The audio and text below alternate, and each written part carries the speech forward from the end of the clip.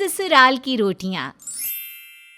पाठक जी के परिवार में रहा करते थे उनके दो बेटे, आनंद पाठक और अनिल पाठक। आनंद की पत्नी का नाम था सुषमा और अनिल की पत्नी का नाम था आंचल। पाठक जी की एक बेटी भी थी जिसका नाम था मंदाकिनी। मंदाकिनी की शादी को लगभग 2 साल हो चुके थे और मंदाकिनी का ससुराल पाठक जी के घर से 4 घर छोड़कर ही था, जिसकी वजह से मंदाकिनी का अपने मायके में आना जाना लगा रहता था। मंदाकिनी के मायके आने की बात तो ठीक थी, लेकिन मंदाकिनी का पति सुदेश जब मर्जी आए अपने ससुराल चला आता, और यहाँ तक कि वो ज़्यादातर टाइम अपने ससुराल में यानी कि पाठक जी के घर में ही रहा करता था। ये बात मंदाकिनी को पसंद नहीं थी और ना ही पाठक जी की दोनों बहुओं सुषमा और आंचल को। लेकिन सुदेश तो सुधरने का नाम ही नहीं ले रहा था और इसी तरह एक दिन सुदेश सुबह सुबह अपने ससुराल पहुंचा। अरे आंचल भाभी, सुषमा भाभी, रसोई से तो बहुत अच्छी खुशबू आ रही है। नाश्ते में क्या बनाया है? अरे दामाद जी, आप फिर से आ गए? अब तो हर सुबह आपका ही इंतज़ार रहता है हम लोगों को। हाँ, और आज तो छत पर जो काला कौवा है ना, वो कुछ ज़्यादा ही ज़ोर ज़ोर से आवाज़ें लगा रहा था। मैं तो समझ गई थी कि अब हमारे दामाद जी के अलावा और कौन आएगा। इतना प्यार करने वाला ससुराल और आपके जैसी भाभियाँ मिलेंगी तो भला कौन नहीं आएगा अपने ससुराल। अब जल्दी से गर्मा गर्म परोठे खिला दीजिए।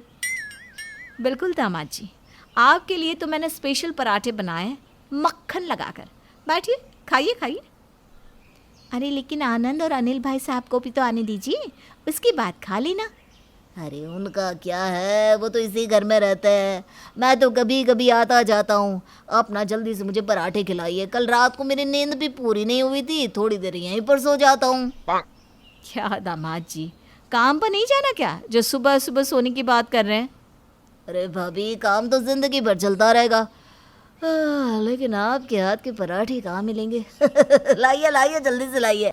और हाँ, वो आम का अचार ज़रूर ले आना जो आपकी सासू माँ बनाती है, यानी हमारी सासू माँ। जी बिल्कुल बिल्कुल, आम का अचार भी ले आऊँगी, दही भी लेकर आऊँगी, आप जो कहेंगे वो ले आऊँगी। और इस तरह से सुदेश ने मंदाकिनी के मायके में जाकर सुबह सुबह अच्छे से नाश्ता कर लिया, बिना इस बात की परवाह किए कि उस घर के किसी भी मेंबर ने अभी तक कुछ भी खाया नहीं था। इससे पहले कि बाकी के लोग नाश्ता करते, सुदेश आराम से कमरे में जाकर सो गया और खर्राटे मारने लगा। ये देखकर सुषमा और आंचल को बिल्कुल भी अच्छा नहीं लगा। मुझे तो लगता है हमें इस बारे में मंदाकिनी दीदी से बात करनी चाहिए। अरे नहीं नहीं, उनको बुरा लगेगा, इस घर की इकलौती बेटी है। अगर उनका पति यहाँ पर आता है और हम इस बात की शिकायत उनसे करेंगे तो सोचो उन्हें कितना बुरा महसूस होगा। वैसे बात तो सही है। अब जैसा भी हो, इस घर का दामाद है, हम कर भी क्या सकते हैं।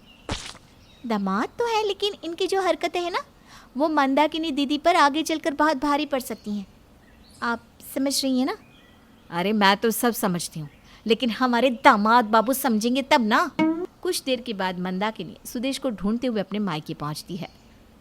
सुषमा भाभी, आंचल भाभी, सुदेश यहाँ पर आए थे क्या? आए थे नहीं, अब भी यहीं पर है। लेकिन तुम उन्हें इस तरह से ढूंढ क्यों रही हो? वो तो सुबह से यहीं पर है मंदाकिनी दीदी, लेकिन आप इतनी परेशान क्यों लग रही हो? उनका मोबाइल फ़ोन भी घर पर है, ऑफिस से 5-6 बार कॉल आ चुका है। वो लोग पूछ रहे हैं कि सुदेश ने छुट्टी की एप्लीकेशन भी नहीं डाली और वो ऑफिस भी नहीं आए। वो तो अंदर आराम से खर्राटे मारकर सो रहे हैं।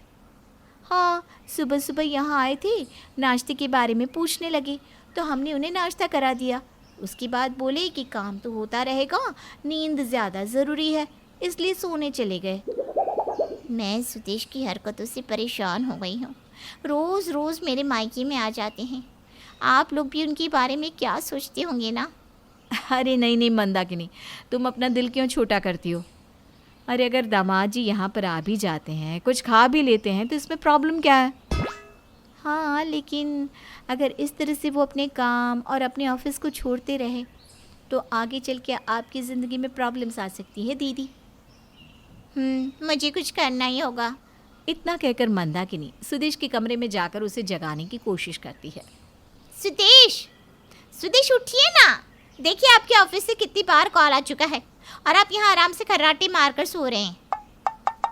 अरे मंदाकिनी, इतना अच्छा ससुराल मिला है मुझे, और तुम्हारी भाभीयों के हाथ के खाने का तो कहना ही क्या। दामाद जी, लेकिन आपकी पत्नी आपको कब से ढूंढ रही है, अब आप उनके साथ घर जाइए।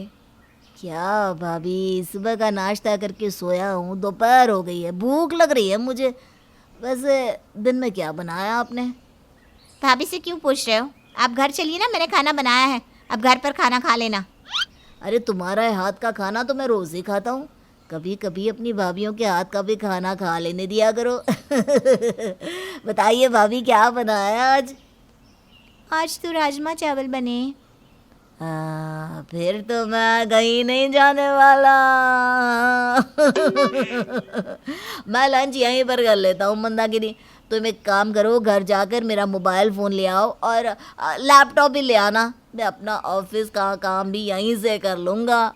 सुदेश की बात सुनकर मंदाकिनी परेशान होकर वहाँ से चली जाती है और सुदेश अपने ससुराल में ही रुककर खाना खाता है और सारा दिन वहीं पर रहता है। रात का खाना खाकर सुदेश अपने घर पहुँचता है। आप इस वक्त घर आ रहे हैं? सुदेश, ऐसे कोई अच्छा लगता है कि आप सारा दिन वहाँ पर रहते हैं? अरे तो क्या हुआ मंदाकिनी, वो भी तो मेरा ही घर है। क्या हुआ अगर मैंने वहाँ पर कभी कभी खाना खा लिया? अरे दूसरे आदमियों को जानती भी हो, अपनी पत्नी के घर वालों से चिढ़ते हैं, लेकिन मुझे देखो, मैं कितने आराम से तुम्हारे घर चला जाता हूँ।